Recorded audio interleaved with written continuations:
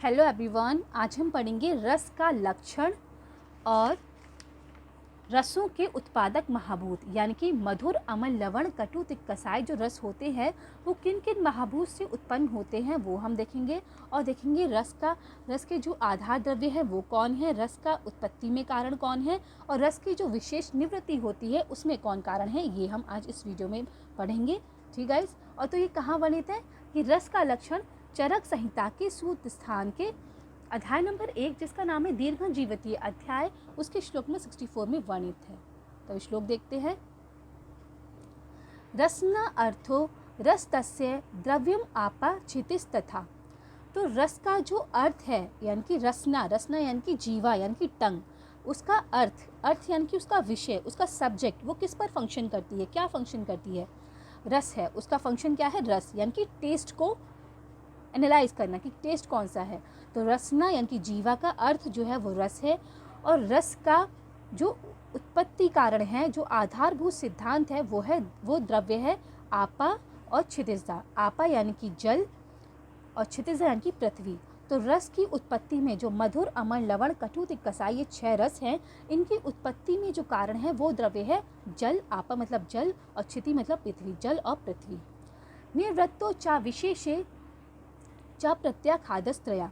विशेष निवृत्ति में, विशेष निवृत्ति मतलब ये तो हमने टेस्ट कर लिया कि एक कोई ये टेस्ट है, लेकिन हम जो डिफ्रेंशिएट करते हैं कि ये मधुर है, ये लवण है, ये कटु है, ये तिक्त है, ये कसाय है, तो इसका जो डिफ्रेंशिएट हम करते हैं वो उनकी निवृत्ति में क्या कारण है, वो है खादस्त्रया यानी आकाश, वायु, अग्नि। जो 3 महाभूत शेष रहे आकाश, वायु, अग्नि, वो कारण है विशेष निवृत्ति में यानी कि उनके विशेष ज्ञान करने में। जैसे कि मधुर है, अम्ल है, लवण है, कटु है, तिक्त है, कसाय है, या कितना मधुर है, कितना अम्ल है, उनकी जो इंटेंसिटी है वो कितनी है, उसको डिफ्रेंशिएट करने में जो कारण द्रव्य है वो है आकाश, वायु, अग्नि।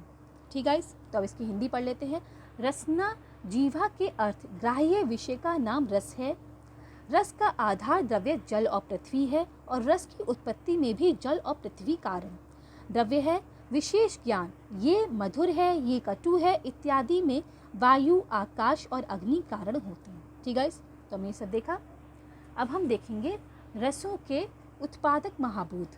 तो कौन सा रस मधुर रस है, उसका उत्पादक महाभूत क्या है, अम्ल का क्या है, लवण का क्या है, ये सारे हम देखेंगे।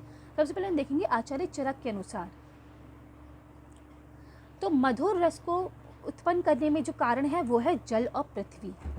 मधुर रस जो होता है वो शीत होता है यानी कि कोल्ड पोटेंसी का होता है। तो उसमें जल है, जल भी शीत होता है और पृथ्वी है। सॉरी। तो मधुर रस के उत्पादक कारणों में जो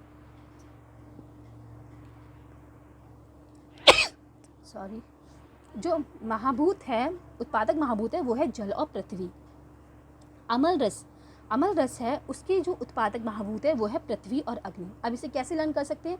अम्ल जो होता है वो एसिडिक होता है, अम्ल मतलब होता है एसिड्स, और एसिड जो होते हैं वो हॉट पोटेंसी के होते हैं, उष्ण होते हैं यानी कि उसमें अग्नि होती है। तो इसीलिए जो अम्ल द्रव्य है उसमें पृथ्वी और अग्नि होती है। अब देखते हैं लवण रस के। आचार्य चरक के अनुसार जो लवण रस है, लवण का मतलब होता है नमक, और नमक जो होता है वो उष्णतम रस है यानी कि बहुत ज़्यादा हॉट है। इससे ज़्यादा हॉट रस कोई नहीं है लवण के अलावा। तो लवण रस में जो उत्पादक महाभूत है वो है जल और अग्नि।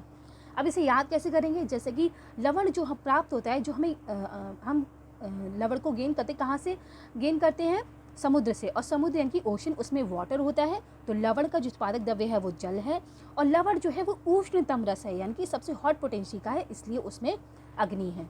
तो लवण को याद करने के लिए क्या, लवण ओशन से यानी कि समुद्र से प्राप्त होता है, समुद्र में जल होता है, और जल और जो लवण है वो उष्णतम रस है तो उसमें अग्नि है। तो जल और अग्नि किसका, कौन से उत्पादक महाभूत हैं, लवण के।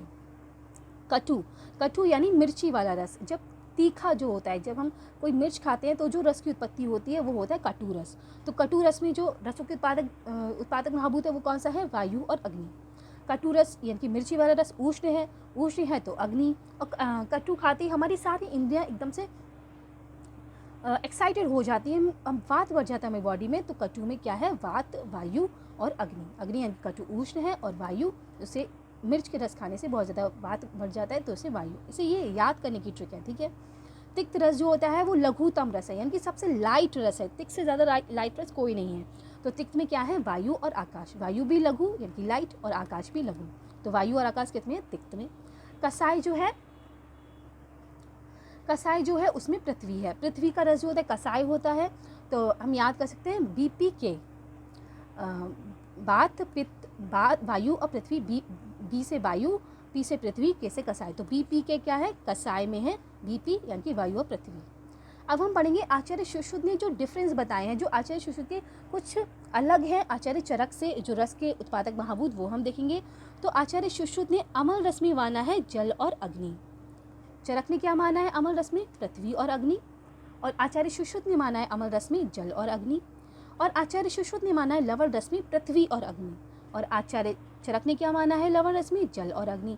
तो जो आचार्य सुश्रुत का अमल लवण और जो आचार्य चरक का अमल लवण है वो एक दूसरे के अपोजिट है, उल्टा हो जाता है। आप चरक के अमल और लवण याद कर लीजिए, सुश्रुत के अपने आप हो जाएंगे। आचार्य सुश्रुत के अनुसार जो अमल लवण है वो आचार्य चरक के दोनों रेसिप्रोकल है, उल्टे हैं, ठीक है। और आचार्य शार्ंगधर ने कटु तिक्त अपोजिट ऑफ चरक। तो आचार्य शार्ंगधर के अनुसार जो कटु तिक्त हैं वो चरक के अपोजिट है, यानी कि कटु आचार्य चरक के अनुसार है वायु अग्नि, और आचार्य शार्ंगधर के अनुसार कटु जो है वो वायु और आकाश है। और आचार्य चरक के अनुसार है तिक्त वायु और आकाश, लेकिन आचार्य शार्ंगधर के अनुसार जो तिक्त है वो है वायु और अग्नि, ठीक है। तो एक सेक्शन है, उनके ये डिफरेंसेस हैं कि आचार्य सुश्रुत के अनुसार क्या है, आचार्य शार्ंगधर के अनुसार क्या है, ठीक है।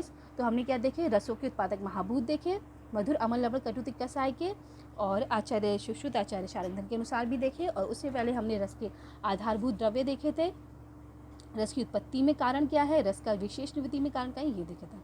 तो guys, I hope you will understand it better. Thank you guys, have a nice day. जय हिंद, जय भारत।